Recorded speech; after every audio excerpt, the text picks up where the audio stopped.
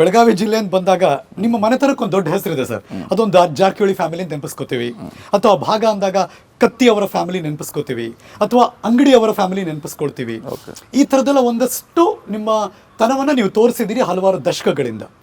ಈಗ ಬೇರೆ ಬೇರೆ ನಿಮ್ಮ ಸಚಿವ ಸಂಪುಟದ ಸಹೋದ್ಯೋಗಿಗಳ ಆದಿಯಾಗಿ ಅಫ್ಕೋರ್ಸ್ ಲಕ್ಷ್ಮೀ ಹೆಬ್ಬಾಳ್ಕರ್ ಅವರು, ಅವರ ಟೀಮ್ ಅವರಾಗಲಿ ಒಂದಷ್ಟು ಇಂಟರ್ವ್ಯೂನ್ ಆಗ್ತಾ ಇದೆ ಅಂತ ಕೇಳ್ಪಟ್ವಿ ಸರ್. ಇದು ಚರ್ಚೆ ಇಲ್ಲ, ಅದು ತಪ್ಪು ಕಲ್ಪನೆ ನೋಡಿ. ಇದು ಸಿಸ್ಟಮ್ನಲ್ಲಿ ನಡೆದಿದ್ದು. ಈಗ ಸುಮಾರು ದೊಡ್ಡದಾಗಿರ್ತೈತಿ ಇಲಾಖೆಗಳು, ವ್ಯಾಪ್ತಿಗಳು. ಒಂದ್ಸಾರಿ ಅವ್ರಿಗೆ ಬೇಕಾಗಿರ್ತೈತೆ, ಒಂದ್ಸರಿ ನಮ್ಗೆ ಬೇಡಾಗಿರ್ತೈತೆ. ಆದ್ರೆ ನಮ್ಮ ಇಬ್ಬರು ಇಂಟ್ರೆಸ್ಟ್ ಅಲ್ಲ, ಅದು ಬೇರೆ ಮೂರನೇವ್ರ ಇಂಟ್ರೆಸ್ಟ್ ನಾವು ಕಾಪಾಡ್ಲಿಕ್ಕೆ ಪ್ರಯತ್ನ ಮಾಡ್ತಿರ್ತೀವಿ. ಹೊರತಾಗಿ ನಮ್ಮ ಸಂಘರ್ಷ ನಮ್ಮ ಘರ್ಷಣೆ ಅಂತ ಉದ್ಭವಿಸೋದಿಲ್ಲ. ಈಗ ಯಾರೋ ಬರ್ತಾರೆ XYZ, ಅವ್ರು ಬೇಕಂತಾರೆ, ಇನ್ನು ಅವರು ಬೇಡ ಅಂತಾರೆ. ಸೊ ಅದು ನಾವು ಬೇಕಾ ಬೇಡ ಅನ್ನೋದು ಚರ್ಚೆ ಮಾಡಿ ನಿರ್ಧಾರ ತಗೋಬೇಕಾಯ್ತು. ಹೊರತಾಗಿ ಅದು ನಮ್ಮ ಘರ್ಷಣೆ ಆಗೋಲ್ಲ. ಅದು KPCC ಅಧ್ಯಕ್ಷರ ಜೊತೆ ಹೇಗಿದೆ ಸರ್ ಇವಾಗ? ಇದೆ, ಚೆನ್ನಾಗಿದೆ. ಅವ್ರ ನೇತೃತ್ವದಲ್ಲಿ ನಾವು ಹಿಂದಿನ ಚುನಾವಣೆ ಮಾಡಿದ್ವಿ. ಈಗೂ ಕೂಡ ಅವ್ರ ನೇತೃತ್ವದಲ್ಲಿ ನಾವು ಮಾಡ್ಲಿಕ್ಕೆ ಸಿದ್ಧತೆ ಮಾಡಿಕೊಳ್ತಾ ಇದೀವಿ. ಅದ್ರ ಪ್ರಶ್ನೆ ಇಲ್ಲ ರೀ. ಒಂದಷ್ಟು ಬೆಳಗಾವಿ ಕಡೆ ಅವರು ಕೂಡ ಕಾರ್ಯವೈಖರಿನ ವಿಸ್ತರಿಸ್ತಾ ಇದ್ದಾರಾ, ರಾಮನಗರ ಕನಕಪುರವನ್ನು ಹೊರತುಪಡಿಸಿ? ಇಲ್ಲ, ಅದಕ್ಕೆ ರಾಜಕೀಯನ ಹೆಸರಿಟ್ಟದೆ ರಾಜಕೀಯ ಅಂತಾರಲ್ಲ. ರಾಜಕೀಯ ಮಾಡ್ತೇನೆ ಅಂತ. ಅದು ಎಲ್ಲಿ ಹೋದ್ರು ಕೂಡ ಯಾವುದೇ ಅದರಲ್ಲಿ ರಾಜಕೀಯ ಅಂತಾರೆ.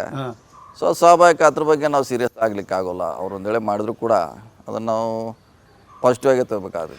ಬೆಳಗಾವಿ ಗ್ರಾಮಾಂತರ ಭಾಗದ ಸಚಿವರು ಯಾರಿದ್ದಾರೆ, ಶಾಸಕರು ಯಾರಿದ್ದಾರೆ, ಅವರ ಮಗನಿಗೆ ಟಿಕೆಟ್ ಕೇಳ್ತಿದ್ದಾರೆ, ಅದು ಚಿಕ್ಕೋಡಿಗಾಗಿರ್ಲಿ ಅಥವಾ ಬೇರೆ ಬೇರೆ ಬೆಳಗಾವಿ ಭಾಗಕ್ಕಾಗಿರ್ಲಿ, ಈ ಡಿಸ್ಕಷನ್ ಬಂದಿದೆಯಾ ಸರ್? ಇಲ್ಲ, ಅವರು ಕೂಡ ಕೇಳಿದ್ದಾರೆ, ಅರ್ಜಿ ಹಾಕಿದ್ದಾರೆ.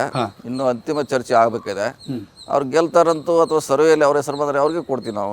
ನಾವೇನು ಬೇರೆಯವ್ರಿಗೆ ಕೊಡ್ಬೇಕಂತ ನಮ್ದು ಯಾವುದು ಪರ್ಟಿಕ್ಯುಲರ್ ನಮ್ಮ ಕ್ಯಾಂಡಿಡೇಟ್ ಇಲ್ಲವೇ ಇಲ್ಲ. ಸೊ ಸತೀಶ್ ಜಾರಕಿಹೊಳಿ ಅವರು ಅವರ ಮಗನನ್ನ ರಾಜಕಾರಣಕ್ಕೆ ಕರ್ಕೊಂಡ್ಬರೋದಕ್ಕೆ ಉತ್ಸುಕರಾಗಿದ್ದಾರೆ. 100%. ಈಗಾಗಲೇ 3-4 ವರ್ಷದಿಂದ ದಿನ ಬೆಳಗ್ಗೆ ಹೋದ್ರೆ ರಾತ್ರಿ 10 ಗಂಟೆಗೆ ಬರ್ತಾರೆ.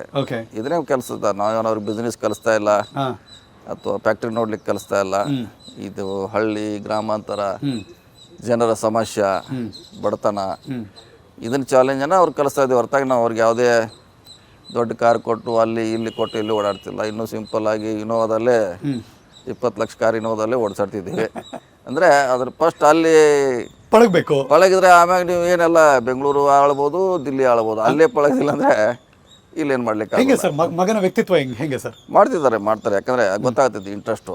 ಬಟ್ ಮಗನಿಗೆ ರಾಜಕೀಯದ ಪಾಠ ಮಾಡ್ತೀರಿ ಸರ್? ಬಿಕಾಸ್ ಈಗಿನ ಯೂತ್ ನೋಡೋ ರಾಜಕಾರಣ ಬೇರೆ, ನಿಮ್ಮ ಕಾಲದಿಂದ ಮಾಡೋ ಇಲ್ಲ, ಆಲ್ರೆಡಿ ಇಂಟ್ರೆಸ್ಟೆಡ್ ಅವರು. ಅದಕ್ಕೆ ಗೊತ್ತಾಗುತ್ತೆ ಅದು. ಯಾಕಂದರೆ ಯಾವಾಗ ಒಂದು ಸಾರಿ ಸ್ಯಾಟರ್ಡೆ ಸಂಡೇ ಹೋಗೋದು ಬೇರೆ, ಡೈಲಿ ಹೋಗೋದು ಬೇರೆ, ಅದ್ರ ಮೇಲೆ ಗೊತ್ತಾಗ್ತೈತೆ. ಅನುಕ್ಷಣದ ಸುದ್ದಿಗಳಿಗಾಗಿ ವಿಸ್ತಾರ ನ್ಯೂಸ್ ಯೂಟ್ಯೂಬ್ ಚಾನೆಲ್ ಸಬ್ಸ್ಕ್ರೈಬ್ ಮಾಡಿ.